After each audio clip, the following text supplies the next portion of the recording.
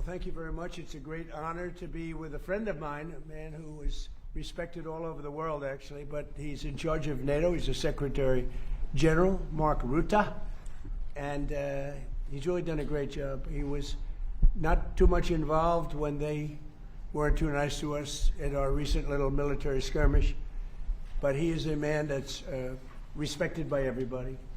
And Mark, maybe you'd like to say a few words. Absolutely. And a few things I want to share with the media, with you being here present. And it's about your leadership. First of all, about Iran. I really want to make clear how important it is what you are doing on Iran. This is, first of all, about the nuclear capability Iran was basically getting its hands on.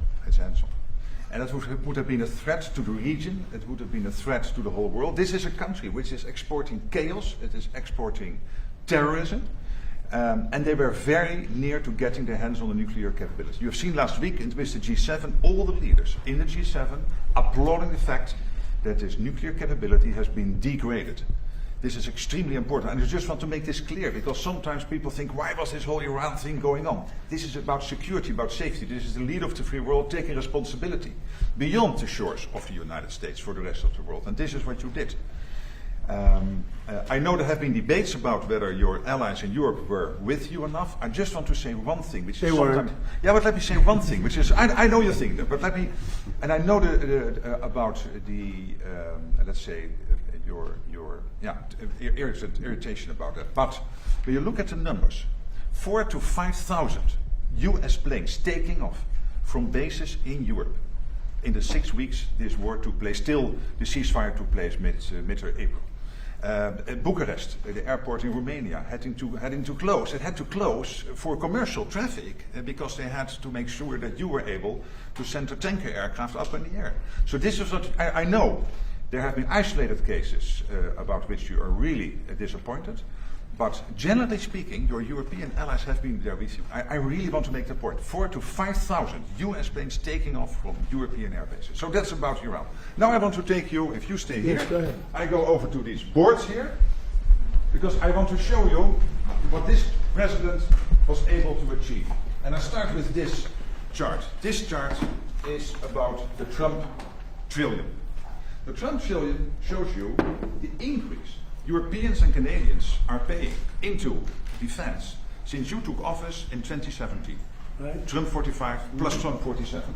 A total of extra spent by the Europeans and the Canadians of 1.2 trillion. When you look at the effect of Trump 47, so the isolated effect of the extra defense spending in 2025 and in 2026, you see almost $140 billion extra spent nominal on defense by the Europeans and the Canadians, and also this year you will again see an increase by about 120 billion, which brings a total in 2 years of over $250 billion. I can assure you this is because of Russia, because of the threat, but I'm also absolutely convinced that you, being President of the United States, being consistently pushing for something which since Eisenhower has not been achieved, which is the Europeans equalizing their defense spending with the United States, this is your evidence. Then, when it comes to jobs, look here. In total, 195,000 jobs being supported by investments. Investments from European companies into the United States, 83,000 jobs supported by that. 112,000 jobs created by the fact that Europeans are massively, about half of all their defense spending when it comes to defense industrial output is spent in the United States. 112,000 jobs. Last year, they spent $54 billion on US defense industrial output. There is now an order catalog, an order backlog of $300 billion. So $300 billion of defense spending from Europeans, buying this in the US over the next couple of years, which is already on the order book. Last year, 54 billion, a total now order book of 300 billion, totally almost 200,000. These are real jobs, real people. Like you had yesterday when you spoke in Pennsylvania, the people behind you. But I want to say two things more, if you allow me. First of all, to get all of this done, we had to increase the defense industrial output. There is a big problem. And the problem is that both in the United States and in Europe, we are not producing enough. Our stockpiles have to be replenished because of the war in Ukraine and what we do there, and for all the other reasons. You have taken leadership here. Last week, you signed the Defense Procurement Act. You made it possible for companies to work together to be able, therefore, to ramp up their defense production. You have been very harsh with them a couple of weeks ago. I had one of them over in my office. Yeah, it was really harsh. I had one of them over in my office. He was still trembling. One of the CEOs. And I said, this is good. This is exactly what we need. Because we need this extra defense output. This is important for Europe. When I point at all these jobs, of course, also many jobs being created in Europe and in Canada, but again, almost 200,000 here in the United States, supported by all these investments. But it is about defense industrial output, and this is also what the Ankara summit has to be about. The whole first day will be about defense industrial production, because we can spend as much as we want, but we need the interceptors, the missiles, we need the tanks, we need the artificial intelligence, etc., etc. And this is what you are doing that in the US, but also therefore putting all that pressure on the defense industrial base. And finally, you had the G7 last week. I think that was a big success. What you've seen there is that, yes, you are President of the United States, but I want to make this point. For me, you are first of all the leader of the free world. In 2 weeks in Ankara, you will have not 7 countries, you will have 42 countries, the 32 allies, US and the other 31, but also 9 or 10 other countries from the Middle East, from the Indo-Pacific. And they want to hear your lead. You will provide it, I know this. This is what you do in Iran, this is what you do in defense industrial output, on spending, and all of this.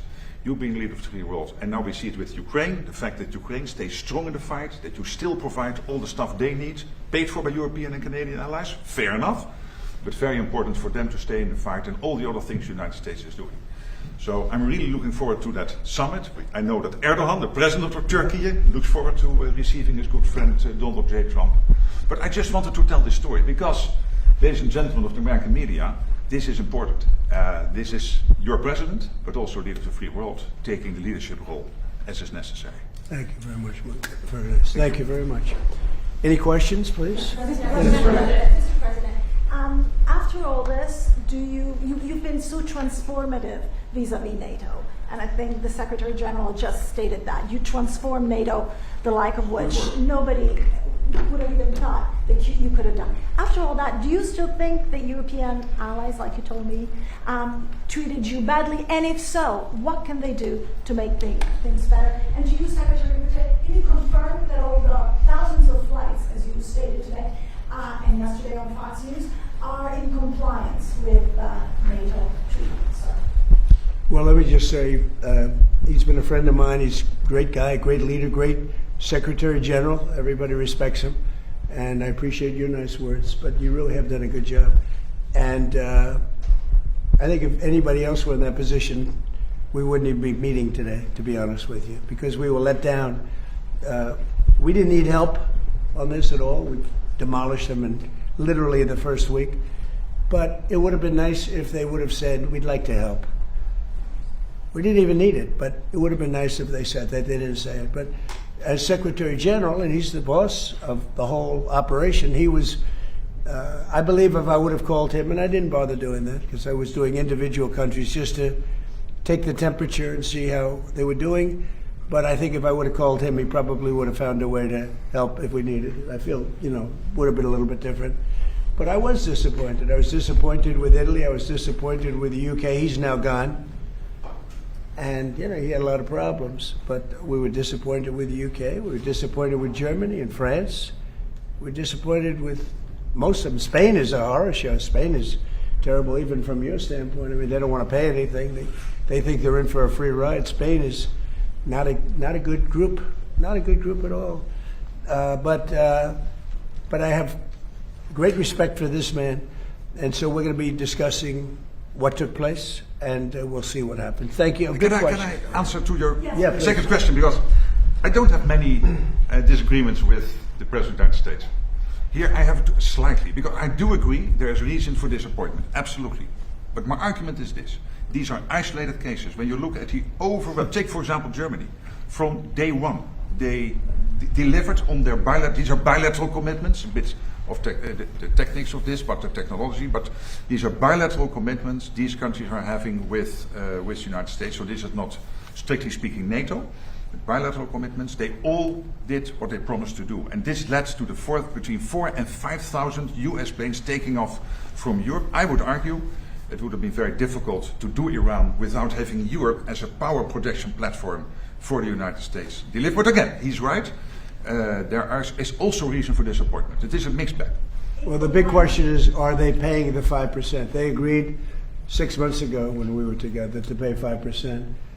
And for the most part, they're not paying. Well, when you look at the numbers, take for example Germany. So we agreed they get a couple of years to get there because you cannot spend it in 1 year because you have an absorption problem. But Germany, for example, You can't. Germany is doubling its defense spending between 2021 and 2029. They will spend over 150 billion by 2029, which is staggering, more than the French and the Brits combined even. Take the Dutch, and Poland and the Baltics already there, countries like Denmark really stepping up, so and the Nordics. So it's a bit of a mixed bag, but most of them are doing it, and the alliance is so much stronger because of this man.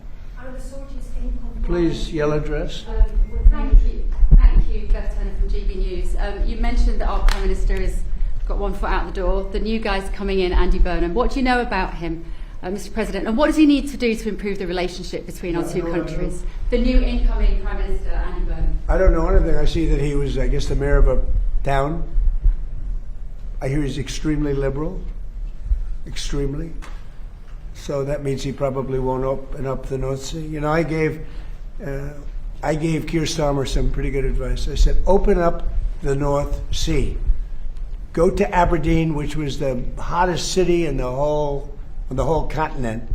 It was the oil city. It was the oil of Europe, and they closed everything. It was terrible. I saw it before my eyes, and I couldn't believe it.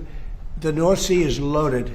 I have had every oil company come to see me. Sir, could you give us access to the UK? We would do anything to drill in the North Sea, and they haven't even found what's there. The amazing thing is they buy their oil from Norway, which gets the oil from the North Sea. Think of it. And they pay a big premium. Norway's got now $2 trillion in the bank, and UK is dying. So they should open up the North Sea. It's an easy one. And a lot of good things are going to happen. It's among the greatest fields in the world. Peter? President Trump, great night for Democratic Socialist candidates last night. In the New York primaries, they swept and knocked out 2 incumbents. You're from New York. Why do you think it is that now the endorsement of Zohran Mamdani means more than the endorsement of Hakeem Jeffries? Well, they're going radical left. They're going really, you talk about the Democrat socialists. It's really communist. These people. I watched that woman last night. That's not a socialist. I know socialists. That woman is a communist. And you know what they don't say is that I was 16-0 last night, but mine were a little more boring, a little more mainstream. They were Republican conservatives, but we were 16-0. And if you look over the last 2.5 years, we're about 347 and just about 0. That's pretty good, but nobody writes that. But he picked 3. They won. They beat a guy named Dan Goldman, who's a loser. He was one of my prosecutors, one of my many prosecutors that they used on me. Dan Goldman, not a good prosecutor, fortunately, but he's now looking for a job. I was very surprised to see, because he's a pretty liberal guy. When they go more liberal than Dan Goldman, they're really into Never Never Land. Does this tell you that the Democratic Party's 2028 nominee will likely be, or could likely be, a Democratic Socialist? Well, it should make it easier for Republicans, because most of the nation is composed of sane people. They don't want to, if you look throughout history, go back thousands of years, you've always had socialism and communism by different names. It's never ever worked. It's not going to work this time either. Yeah, please, go ahead. Thank you very much, sir. As a Turk myself, Whose phone is it? Don't worry about it. Who's calling you? as a Turk myself, I can tell you with great confidence that your presence in Ankara is eagerly anticipated. What's your message to your great friend Erdogan and the Turkish people? Because you're going to be there in less than 2 weeks. From Turkey?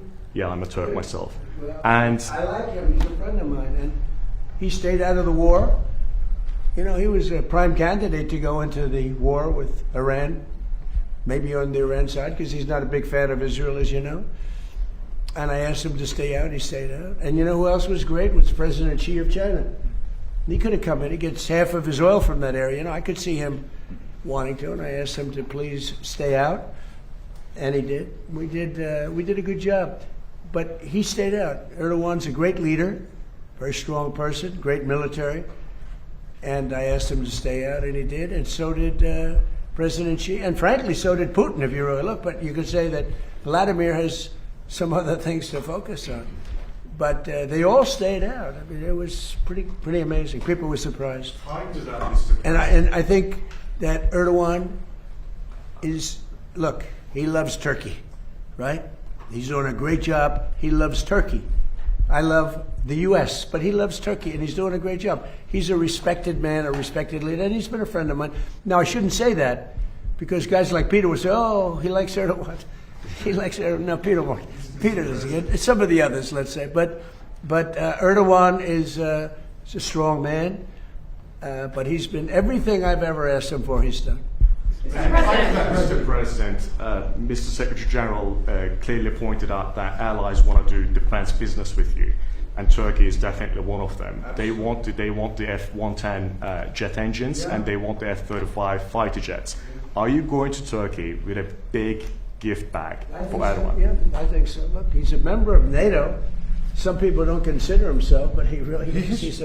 He's a strong member of NATO. Yeah, I'm going to probably do something that's going to make him very happy. And Turkey has Tell him a hello, huge, right? Tell him hello. He's a good man. And Turkey has a huge defense industrial base. 3,000 companies working all over the alliance, also here in the United States. So strong. People don't know how big Turkey is in terms of the military. It's a very strong. They have a lot of our equipment. A very strong military because of him. Yeah, please. What are your expectations, sir, about this meeting in Ankara? What do you think?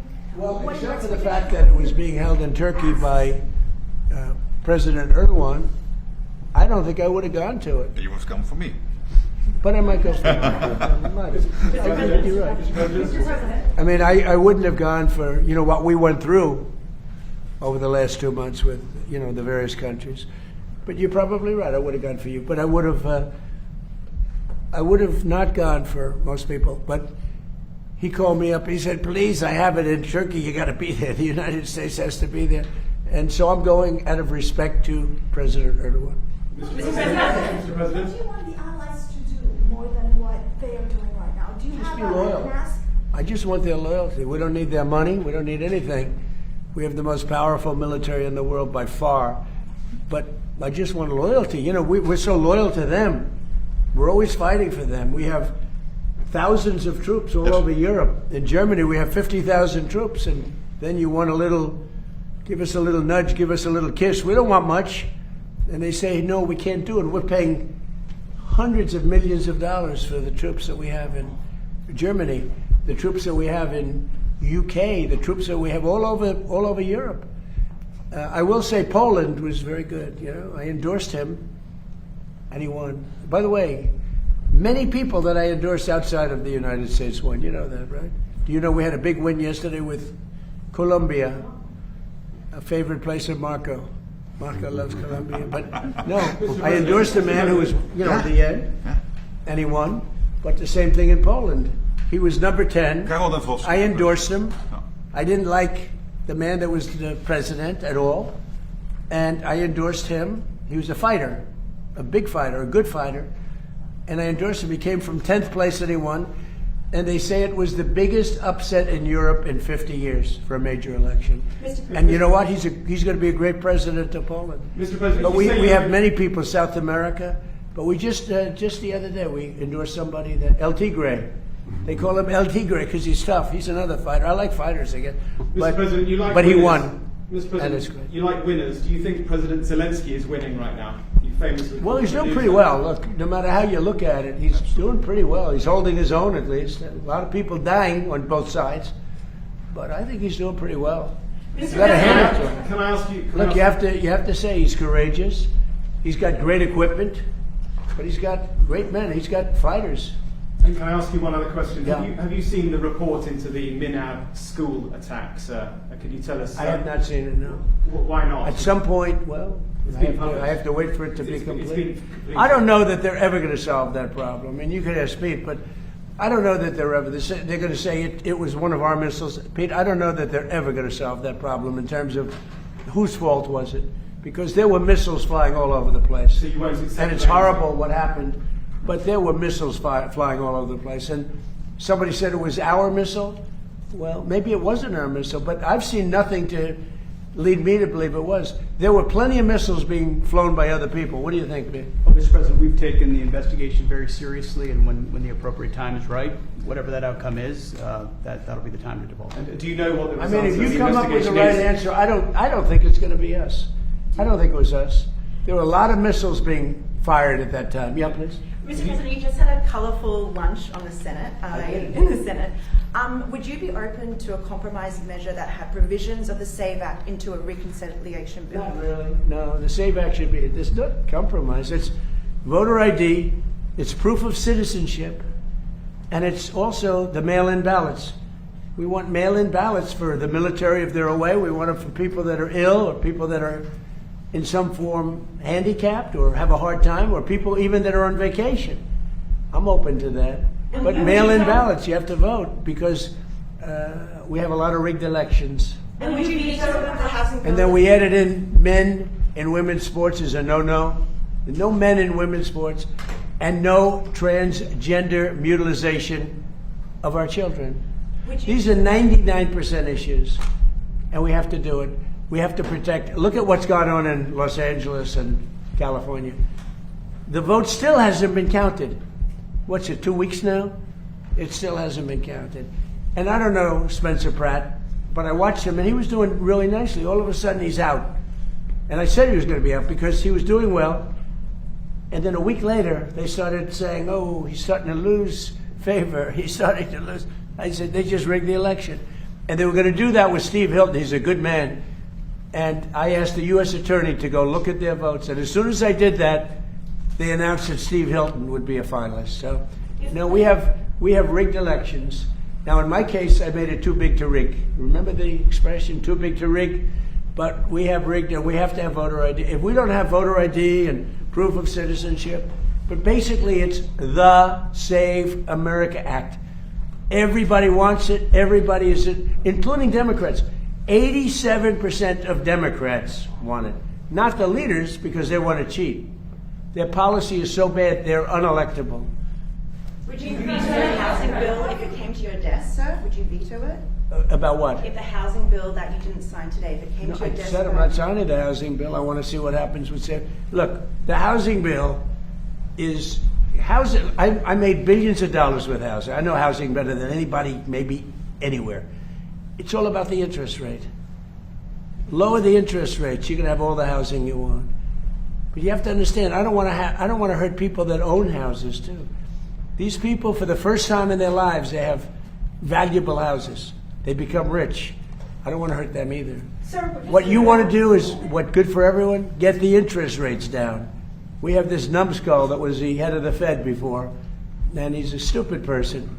And we call him too late because he was too late with the interest rates all the time. We need low interest rates. Low interest rates will solve everything. We'll solve that. Now, despite that, we're doing well with housing. But where we're really doing well is oil is plummeting and costs are coming down. Affordability, we're doing great. The Democrats gave us a tremendous affordability problem, and we're reducing prices a lot. Our new Prime Minister will be installed in a matter of weeks, could be 3 or 4 weeks. Would you want to be the first person on his list to visit globally? No, but I think we're probably of a different persuasion. He's very liberal. But, I got along well with Starmer. I disagreed with Starmer. I said, you have two problems, immigration and energy. And crime, too, by the way. Crime. You have a terrible mayor of London, by the way. I don't want to cause any problems, but your mayor of London is grossly incompetent, a bad person, and a horrible representative for your country. You know that. That's why you're smiling and laughing, and it's true. But you know that. The mayor of London is a horror show. But you have a crime problem. You have an immigration problem. The immigration helps cause the crime, by the way. And you have a tremendous energy problem. You're building stupid windmills all over the country, and they don't do the job. You have the greatest oil field in the world, one of them. It's called the North Sea oil. All you have to do is bid it out to Exxon, Chevron, Shell, British Petroleum. They're begging to go there and pay billions of dollars. And because the left is so crazy, they don't want the money. And the country is losing. I mean, your country is going to go bankrupt. Think of it. You have one of these. Now, most countries don't have that. You have the North Sea oil, and you have the best part of it. Think of it. You go to Norway, who doesn't have the best part of it, and you give them, and they have $2 trillion in the bank. You know, they have $2 trillion, maybe more, because the UK pays them all this money and others. But you have one of the greatest fields, and I told this guy 15 times, and he wouldn't do it. I said, you're going to lose your prime ministership. And he did. In fact, I called it about 3 days early, right? Remember I said he was leaving? I wonder if that nudged him out. Mr. President, on Iran, sir, would you block a final Iran deal if it included any kind of fees on shipping or maritime activity? It would be unacceptable to me. Because we have numerous straits, and if you did that for them, you'd have to do it for other people. You have other straits. I wouldn't allow it there either. Yeah, it would be a game changer. And have you made progress on munitions building in Europe? That's obviously something. Yeah, we always make progress. Some of the countries that he represents are as good as him. He's great. They're lucky they have him. They're lucky they have that guy. And the production. Okay, behind you. How do you think that Congress voting to end the war with Iran, even in a non-binding way, impacts your negotiations with Iran? So we're doing great in our negotiations with Iran. Right in the middle of one of the key things, which we're going to get anyway, we have breaking news. The Senate has voted that they'd like Trump to stop the war. So Iran sees that and they go, what's that all about? Now, you know it's meaningless, right? But I had lunch with them. We had 4 Republican senators and all Democrats. You know, Democrats, they want to lose the war because they're stupid. That's why we call them Democrats, you know. I no longer use the E. I've changed the E into a U. We call them Democrats. They're dumb. Their policy is so bad. That's why they have to. They are opposed to the Save America Act because they don't want voter ID. They don't want proof of citizenship. You know why? Because they have to cheat. Their policy is so bad that if they don't cheat, they wouldn't win an election. They're phenomenal cheaters, and they stick together. But you know, the people, the Democrat people, are 87% in favor of the Save America Act. Thank you, Mr. President. Last night, of course, you know, as Peter pointed out, we saw the Mamdani-backed candidates win in Jeffries and Schumer's backyard. You told me in October that Schumer was gonzo and that Mamdani was the leader of the party. Does the last night's results affirm that assessment? And well, Schumer's lost his way. He's become essentially a Palestinian. I think it's the greatest transformation of a political position I've ever seen. Chuck Schumer, who was a strong supporter of Israel, and he's become 100% Palestinian. In fact, I've asked for a beautiful, beautiful silk outfit to be sent in the Palestinian tradition. I'm going to send it to him as a birthday present. Now, it's the greatest transformation of a political ideology I've ever seen. Chuck Schumer is Jewish, and he was a strong supporter of Israel. Not that strong, because he let the Obama, even though he was opposed to it, he let the JCPOA get through. He could have fought that harder with Barack Hussein Obama. Have you heard of him? So, but Chuck Schumer's a Palestinian now. Sad. And Yeah, do please. Democrats have a problem on their hands now that, Obama and Mamdani, they're two true leaders, neither of them can run for president in 28? Well, Mandami was here, as you know, twice. And he's a very nice guy. He's a charming guy, good-looking guy. We talk, but you can't raise taxes on people where you force them to leave your state or your city, and they're leaving and they're going to Florida. Most of them are going down to Palm Beach and Miami. They're just leaving. And they pay 90% of your taxes. And I keep wondering, how are you going to do this? Every day you read about somebody that's leaving for Florida, mostly Florida, and other places, but they're leaving. You can't put estate taxes on that are so high that when a loving father or mother dies and they leave it to their beautiful child, the child is supposed to pay 50% tax.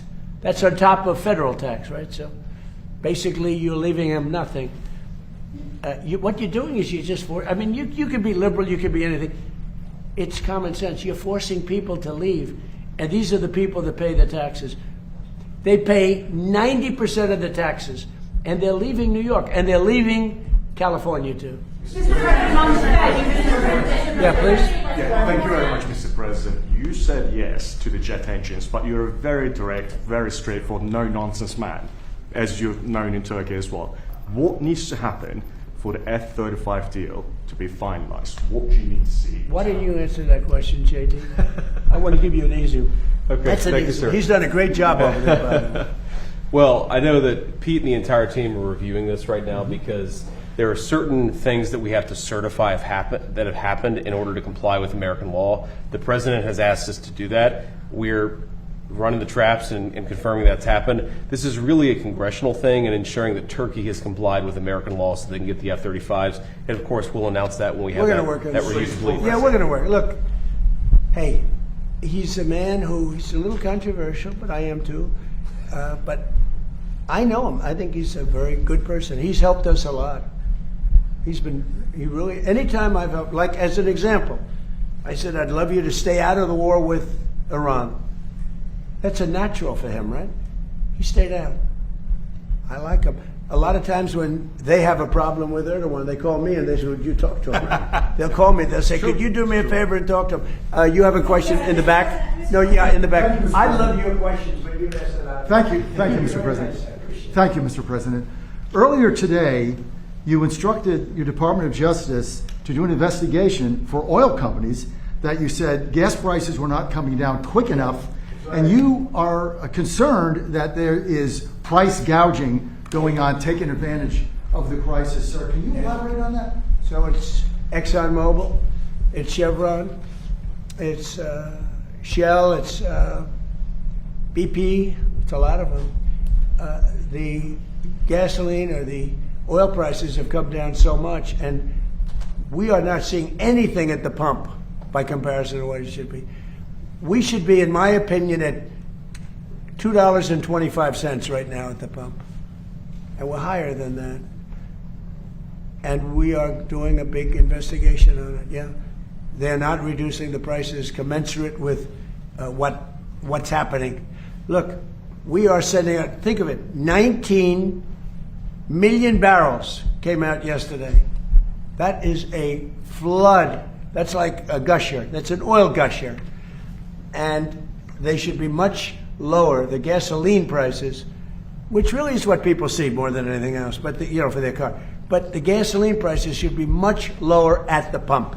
And the oil companies are possibly gouging. I hope they're not, otherwise they're going to be in big trouble. They're going to be in big trouble. We're not going to play games. Mr. President, have you spoken to them, sir? Have you spoken to the oil executive today about this? I told them, don't gouge our people. Mr. President, there's a report that you're going to present the World Cup at the front, like the final. I am. Well, I've been asked to by soccer, by football, by Johnny. Johnny's done a great job. By the way, how hot is this? And the Dutch are doing very How well. hot is it? You're doing well. We're doing very well. Yeah. Maybe we'll play you in the finals. No, but how hot? And they'll have to beat it. How hot has it been? Yeah. It's been great. They came to the United States, which isn't a big, as they would say, football, but we can't because it's too confusing. We say soccer, but it's not a very big at that. And This is the biggest they've ever had. They've never had anything like it. The numbers are bigger than any number, and there's great spirit. There's tremendous. The Dutch spirit. king and queen. I think Johnny has done a fantastic job, and yes, he has asked me to hand out the cup. And will the fencing around the reflecting pool be down by July 4th, or is that going to be... The pool? Yeah. It's in great shape. No. Ready? Thugs. They just told me a little while ago, 6 have been arrested, and like 6 or 7 are under investigation. They have pictures and everything else. They went to the bottom, and it's not a paint job. It's very expensive. It's not rubber, but it's like rubber. And they went down with probably a box cutter or a very sharp razor of some kind or a knife. And they cut, and then they started ripping it up. You know why? Because they're sick people. And then the side of the pool, right at water level, they took razors and they started cutting this, very expensive stuff. It's incredible stuff. It's beautiful. And it was and it's still beautiful. But we have one area where they cut it. It's still holding. It's not leaking. But they heard it. So in about maybe after July 4th or maybe before, I don't know, we'll let a little water out because it's at the edge. They'll cut it, they'll replace it, and it'll be as good as new. But these people should go to jail for a long time. There's a statute that I signed when I had my first term, that if you do anything to hurt statues or monuments, fountains in Washington, D.C., or federal fountain, it's actually federal all over the country, but you go to jail for 10 years and there's no shortcuts. In other words, it's not 5 years for good behavior. It's a very tough statute, and so tough that it really hasn't been used very much over the years.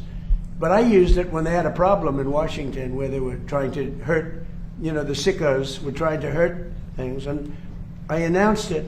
As soon as I announced it, read it, announced it, and I said 10 years for anybody, everybody dropped what they had, including ropes. They had ropes. They were tying ropes around Thomas Jefferson's head, Andrew Jackson right up there. They had a rope around his head on that incredible statue outside. As soon as I invoked it, everybody left. That's still in play. They could go to jail for 10 years. They better be careful. They have a gash on that beautiful pool. It's a reflecting one. This is a very expensive material. Then on top of it, we did a much bigger job than we said we were going to do because we did all the outer areas and everything else. We did a beautiful job. It's like a piece of glass.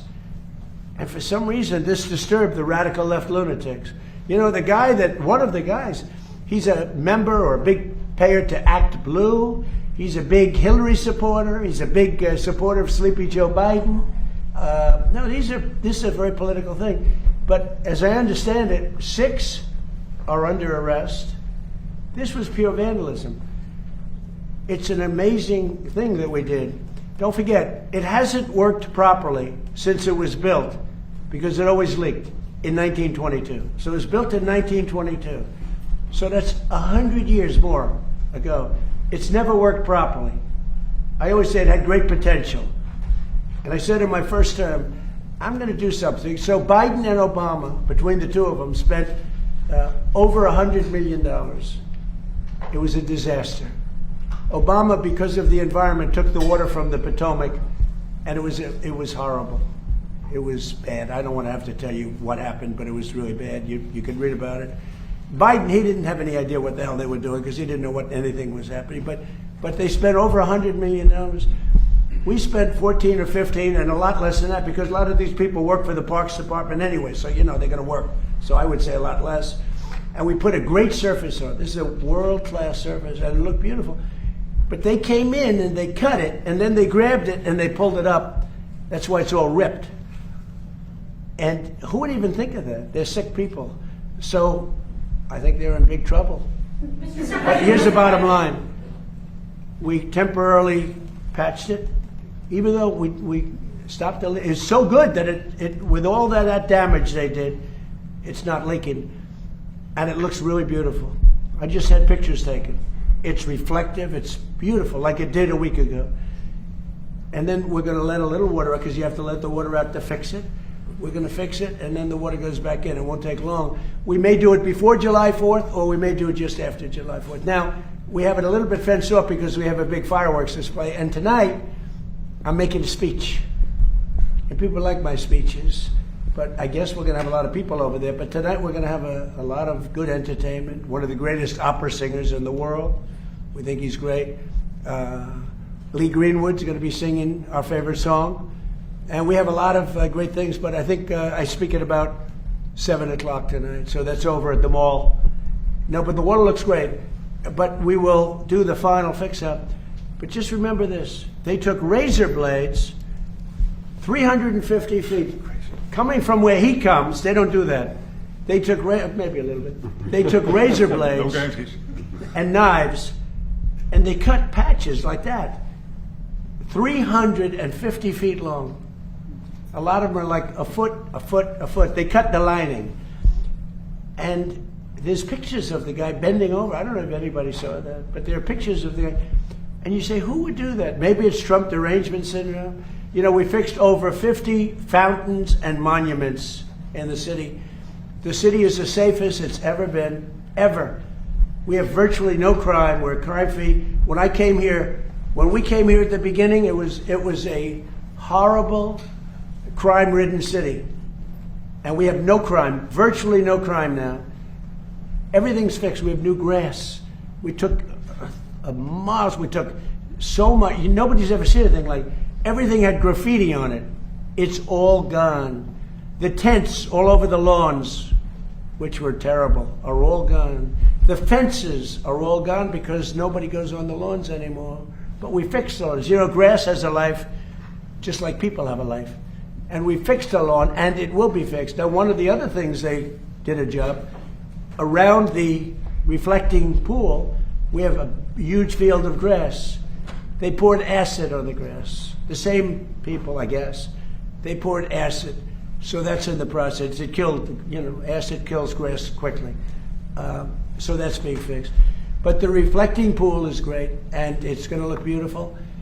It's so sad to see what they did. And then the fake news tries to say, oh, well, it didn't work. Of course it worked. Everything I do does work. What I do works. What I do best is build. And we fixed, I think it's 52 fountains. All over the city they're talking about it. But you know the biggest thing is we have one of the safest cities. If you would have come here 2 years ago, you had a good chance of being mugged, although you're a very big guy. They would have mugged him up. They would have beat the hell out of him. He would have said, I'm never going back. Now you can walk with your beautiful wife. You can walk with your friends down to a restaurant. You know, we were losing all our restaurants. Nobody wanted to go out. Even if you got into the restaurant, they'd rob you when you were in. Now you can't get into a restaurant, but the restaurateurs are opening restaurants all over the city. I'm so proud of it. Also, Memphis, take a look at Memphis. Take a look at in Louisiana. Take a look at what's happened. What we've done in Louisiana with New Orleans is incredible. The Governor Landry, called me. They just had Mardi Gras. He said, it's the safest Mardi Gras we've had in 75 years. It's great. We've done a good job. And you know what? In Chicago, they had many murders over the last week. Many. I could make Chicago with this group of strong people. They're strong people. That's okay. You know, one thing we got from the Supreme Court, we have merit. So if you have great students, great marks, great scores, great boards, you get into a good college. If you're bad, you don't get into a good college. In other words, it's based on merit. Tough decision for them. But that also applies to the military. We have tough people in the military. And the National Guard has done an incredible job in Washington. And my people have done an incredible job. So if you look at Memphis, crime is down 78%. I have a friend from Memphis, he was going to leave. And he called me, he said, I've never seen anything like this. It's like a different city. And also in New Orleans, it's like people can't believe it. I could do that for Chicago. I'd love to do Chicago because Chicago's potentially a great city, but you're going to lose it. It's got to be done. And you know, we do something much more than they can do because we take people out and bring them back to the country from where they came. where they came out of jails, where they're drug lords and drug dealers and people from mental institutions. And I'd love to do it in Los Angeles. And I'd love to do it in New York City. I love New York. I'd like to see, they had a lot of problems in New York over the last couple of weeks. If we were there, they wouldn't have any of those problems. And we removed the bad people from those cities so they never come back. Now, some liberal people probably don't like the sound of that, but 92% of crime is caused in these cities is caused by 2% of the people. I love that number because it's easily solved. Think of that. 92% of the crime in Washington was caused by 2% of the people. We moved out almost 5,000 career criminals and people from other countries. And Washington now is one of the safest cities, I could say on the planet, but let's just say in the US. And it's beautiful now. The reflecting pool, but we have 52, I think it's much more than that. It's going to soon be more than that. You see them opening up, and my team has done an unbelievable job. Doug Burgum has been great, Department of the Interior, and his people. Greg and all, I mean, these people, they're phenomenal. But think of that, you work so hard, you get it open way ahead of July 4th. July 4th was the key. And then somebody's in there with a knife cutting it and ripping the floor out. It's terrible. But the 350-foot gash in the side, it's a terrible thing. Ready? Here, I'm going to end on this. I'm so proud of Washington, D.C. It's become one of the hottest cities in the world. But what is the hottest in the world is the United States of America. We have the hottest city, and you know that. You were talking about that. 2 years ago, we were laughed at. We were a joke. We were a dead country. Now we're the hottest country anywhere in the world. Thank you very much, everybody. Thank you, Press. Thank you, Press. Thank you, Press. Thank you, Press. Thank you, guys. Thank you very much. Thank you.